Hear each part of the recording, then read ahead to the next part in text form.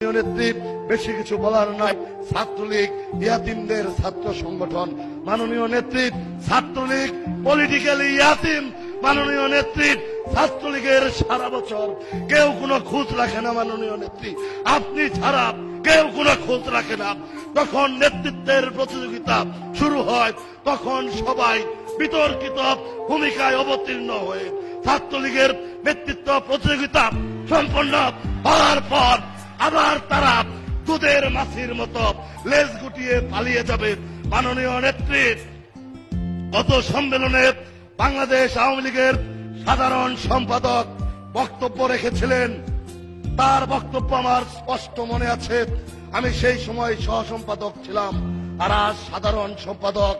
আশরাফ ভাইয়ের বক্তব্যে সম্পূর্ণ বক্তব্যের পর তিনি একটি কথা বলেছিলেন, আমি সেটা মনে রেখেছি এবং সারা জীবন মনে রাখবো। তিনি বলেছিলেন, তার শেষ কথা, ছাত্রলীগের অনেক প্রশংসা করেছিলেন, 111 ছাত্রলীগের অবদানের কথা বলেছিলেন, বিশেষ করে ঢাকা বিশ্ববিদ্যালয়ের কথা বলেছিলেন। তিনি একটি বাক্য শেষে বলেছিলেন, তিনি শেষে একটি বাক্য বলেছিলেন, ছাত্রলীগ থেকে যেমন বীর সেনানীর জন্ম হয়, তেমনি আবার বিশ্বাসঘাতকেরও জন্ম হয়। মাননীয় নেত্রী জীবনে আর কোনো কিছু চাই না, অনেক দিয়েছেন।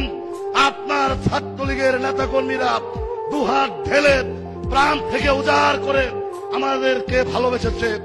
আশরাফ ভাইয়ের কথাটি সেই সম্মেলনে শোনার পরেই, তখন আমি কোনো প্রার্থী ছিলাম না, আমি মনে মনে প্রতিজ্ঞা করেছিলাম, আল্লাহ আমি যদি এই সংগঠনের সাধারণ সম্পাদক হতে পারি, আশরাফ ভাইয়ের প্রথম কথাটুকুই যেন সত্য হয়, আমি মরার আগ পর্যন্ত যেন ওই দ্বিতীয় কথাটি সত্যি না হয়। এই আদর্শটি নিয়েই চলার চেষ্টা করেছি। মাননীয় নেত্রী অনেক জায়গায় কমিটি করতে গিয়ে আঞ্চলিক স্থানীয় আওয়ামী লীগ নেতৃবৃন্দের সাথে মনোমালিন্য হয়েছে, তাদের সকলের কথা আমরা রাখতে পারিনি। মাননীয় নেত্রী তাদের কাছ থেকেও ক্ষমা চেয়ে নিচ্ছি। মাননীয় নেত্রী আর কিছু বলার নাই। ছাত্রলীগের ভাইয়েরা বন্ধুরা আর কিছু বলার নাই, শুধু বলে যাই, রিক্ত আমি সিক্ত আমি, দেওয়ার কিছু নাই, আছে শুধু ভালোবাসা, দিয়েও গেলাম তাই। জয় বাংলা, জয় বঙ্গবন্ধু।